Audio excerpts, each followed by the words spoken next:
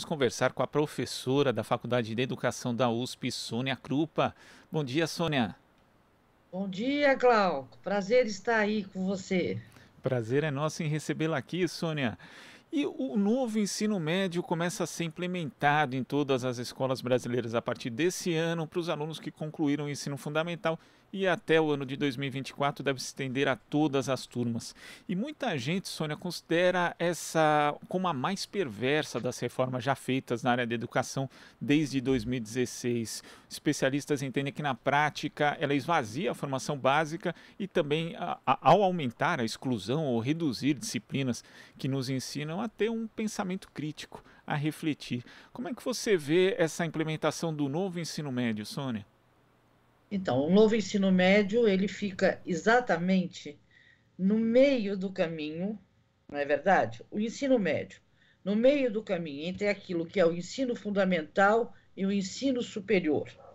Ao ficar nesse meio do caminho e pegando exatamente o adolescente, ele teria que ser um espaço de muita qualidade, de uma formação consistente, que possibilitasse esse jovem uma escolha adequada do seu futuro profissional.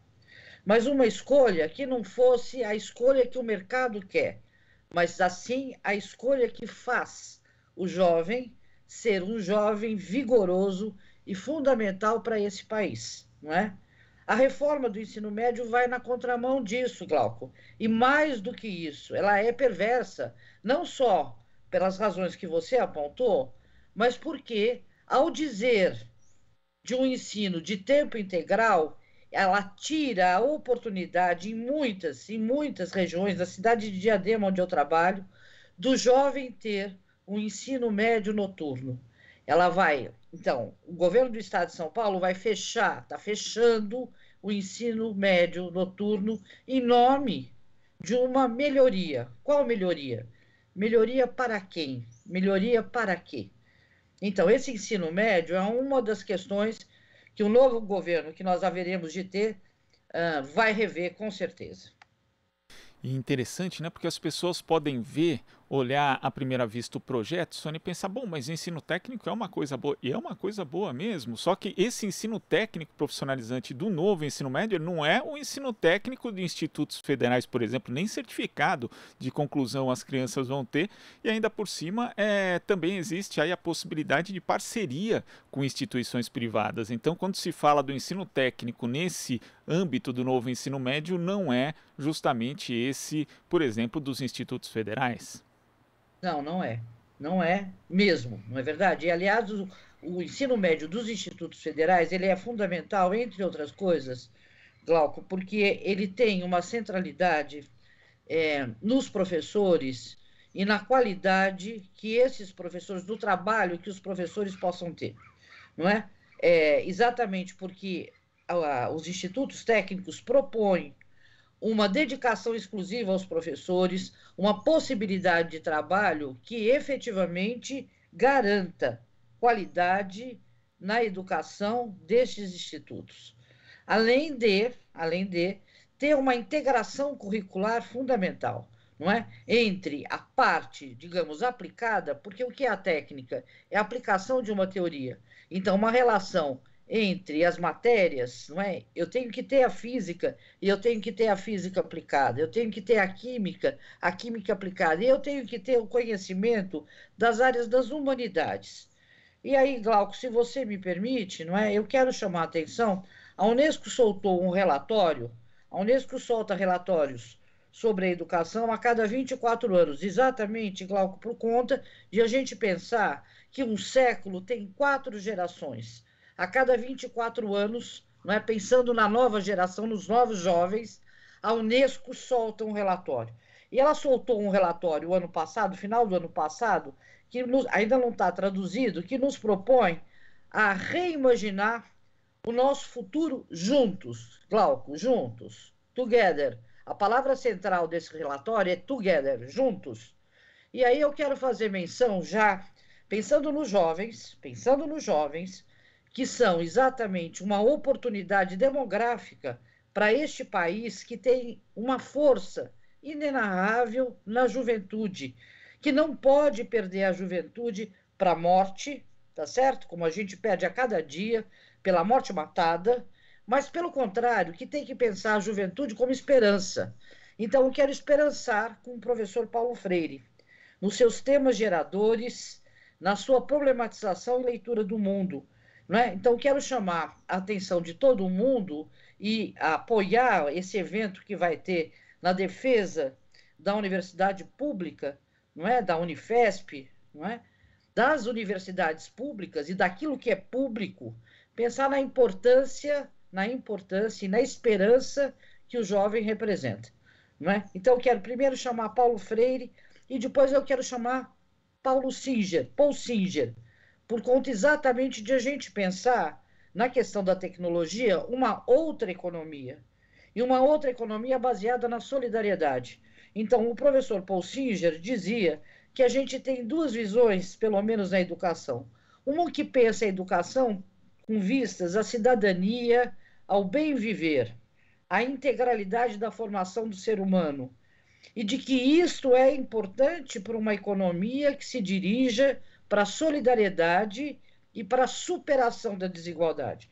E uma outra coisa é a gente pensar a formação do jovem para ele virar um trabalhador por aplicativo.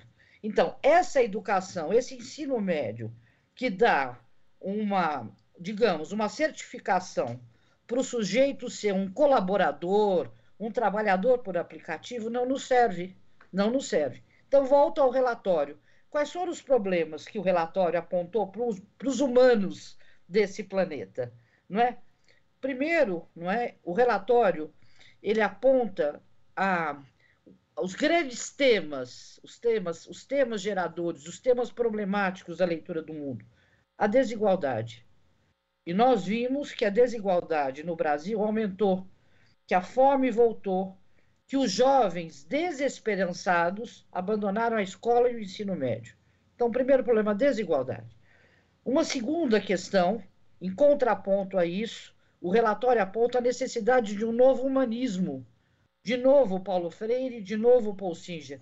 Esse novo humanismo que vai contra esse individualismo, este egoísmo e, portanto, a gente pensar o ensino médio e a formação dos jovens para a solidariedade, para viver bem num outro planeta. Daí as questões do planeta, as questões climáticas e a biodiversidade. E, obviamente, no meio da Covid, todos nós temos que pensar o que é isso que nós estamos fazendo com o planeta, não é? E aí, Glauco, duas questões ainda quero mencionar. As questões digitais e a necessidade. Então, o relatório aponta como um problema do mundo a gente resolver como direito, como cidadania, não é? O acesso à internet. E não o acesso à internet para a gente ficar rifado às grandes corporações, mas, pelo contrário, a questão da tecnologia que transforma para o bem o planeta e as relações de vida. Não para subordinação, mas para a autonomia, para a afirmação de sujeitos. E, por fim, na questão das incertezas do mundo do trabalho. Volto outra vez à questão da tecnologia, Glauco, e a sua pergunta inicial. Para que serve esse ensino médio?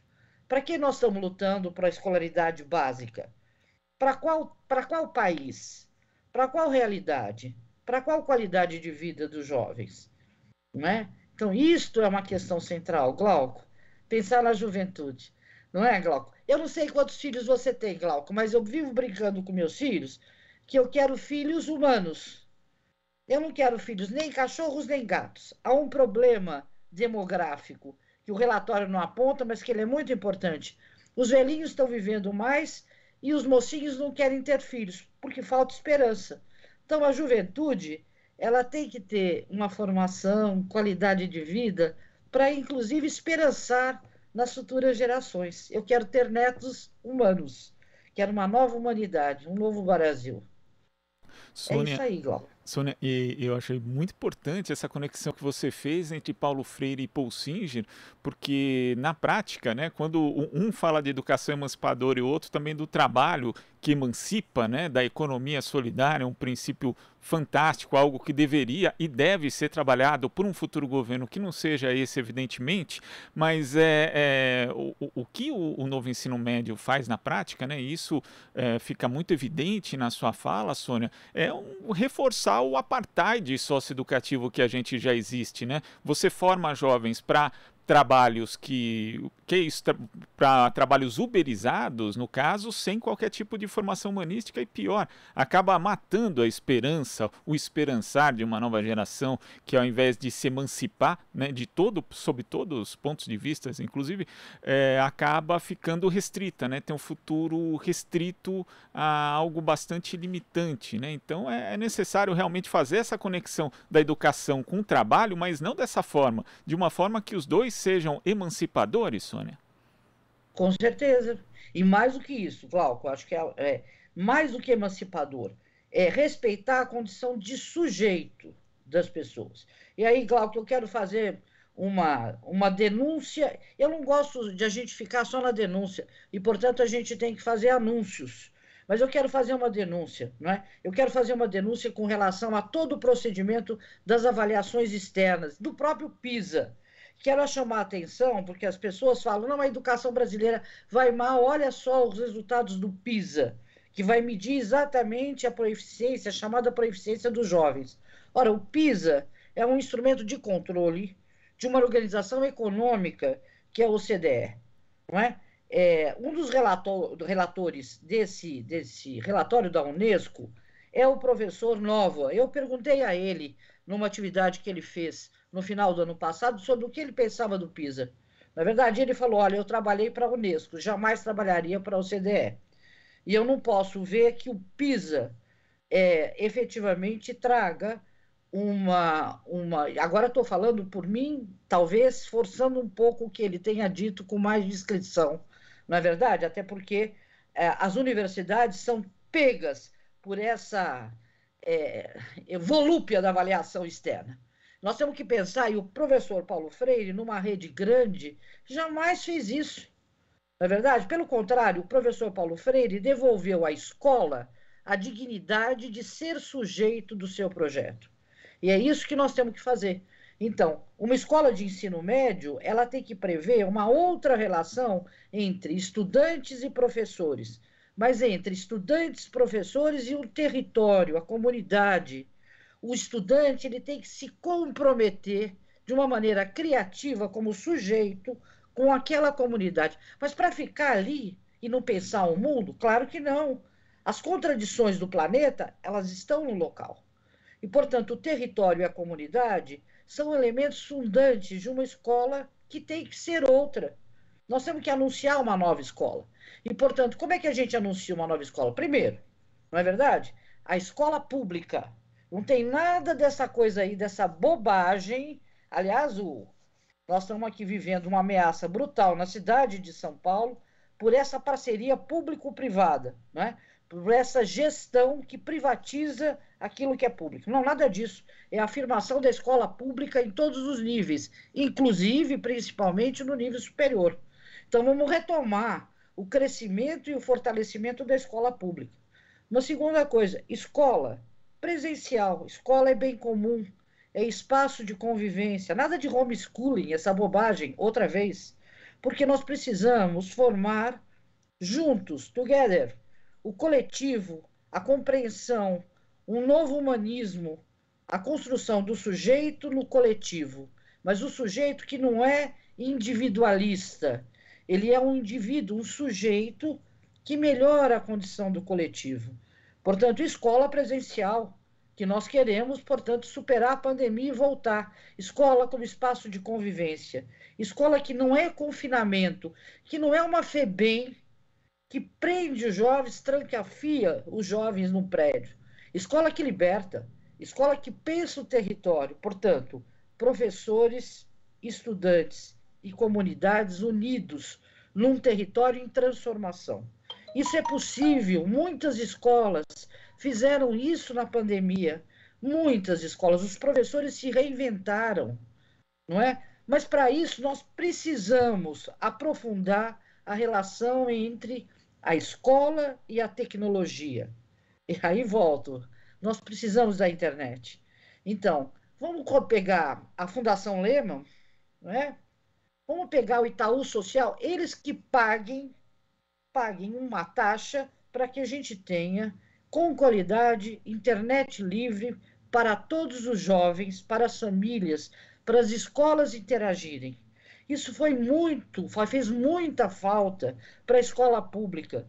Os professores se reinventaram e, por Zap, eles criaram comunicações maravilhosas com as famílias, mas insuficientes. Eles criaram programas de rádio, Glauco, foi uma coisa belíssima. Portanto, a escola pública no centro, os professores como sujeitos, como profissionais, com melhores salários, nada de rebaixar piso salarial.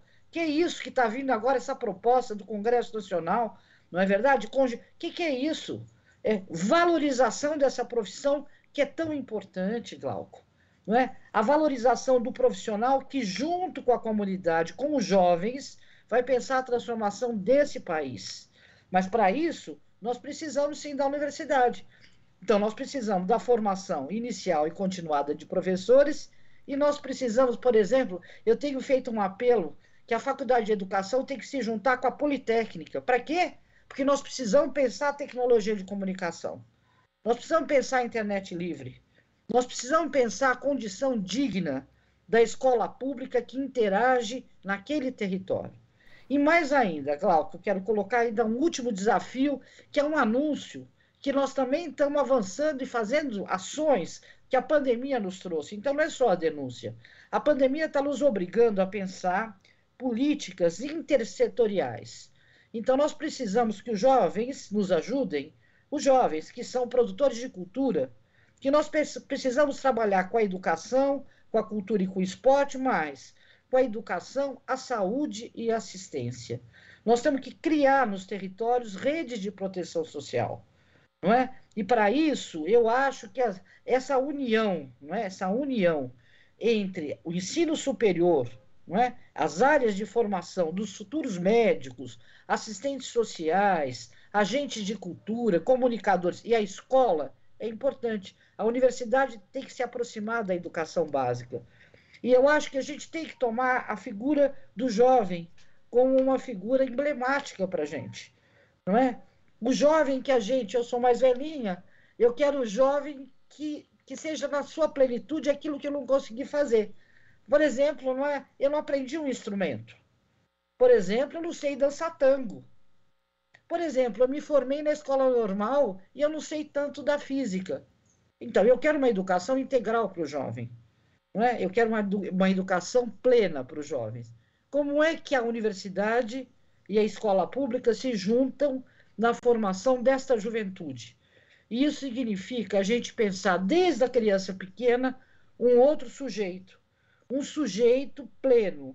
De novo, Paulo Freire, um sujeito que saiba ler o mundo. Paul Singer, um sujeito solidário que pense uma outra economia. E uma outra economia não quer dizer, com todo respeito, Glauco, com todo respeito, eu não acho que a gente vá fazer aquele bazar da igreja que é fundamental para a sobrevivência. Eu quero pensar em colaboração, alta tecnologia.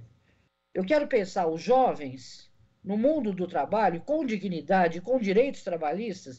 Direitos trabalhistas são direitos da pessoa humana e não do trabalhador subordinado. Então, eu tenho que pensar um desenho no mundo do trabalho, outro. E aí, se é a área de produção cultural, se o conhecimento é um campo de produção do trabalho, como é que os jovens vão entrar com qualidade, com direitos trabalhistas nesse mundo? Então, isto tem que ser matéria, conteúdo da junção. E aí sim, volta outra vez ao ensino médio, entre as áreas, digamos, de alta precisão, por exemplo, ou as áreas chamadas da ciência mais pesada, a física, a química, a biologia, junto com o processo das humanidades. Porque nós temos que dar um jeito no planeta, nós não podemos conviver com um planeta que está se desmoronando. Nós temos que pensar outro regramento social para o mundo. Nós temos que pensar isto. E vai pensar onde? Vai pensar onde? Vai pensar na escola. Vai pensar por quem? Vai pensar por todos, a comunidade, mas os profissionais que mexem com conhecimento, que são os professores, e os estudantes.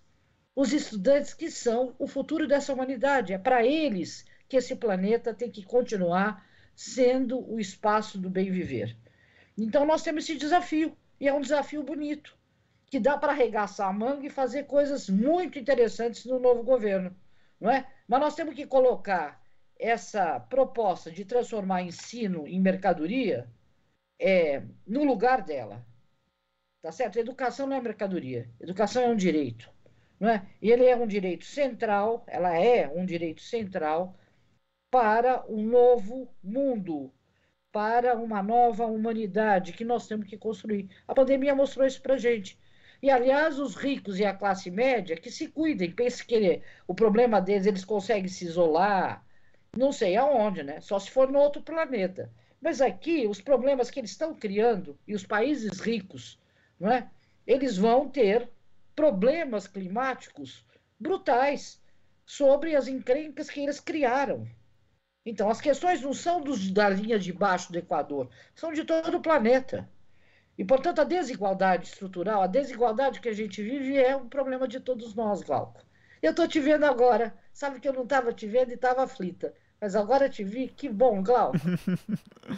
Sônia, a gente poderia continuar aqui conversando porque essa sua mensagem é muito importante da plenitude desse caráter integrativo da educação, mas o tempo urge aqui também no jornal, Sônia, e queria agradecer demais a sua participação aqui, a sua análise e essa mensagem, esse chamamento a um desafio em prol da plenitude da educação, do seu caráter integrativo com todas as outras áreas. Obrigado demais, Sônia. Até a próxima. O Lula acredita nisso.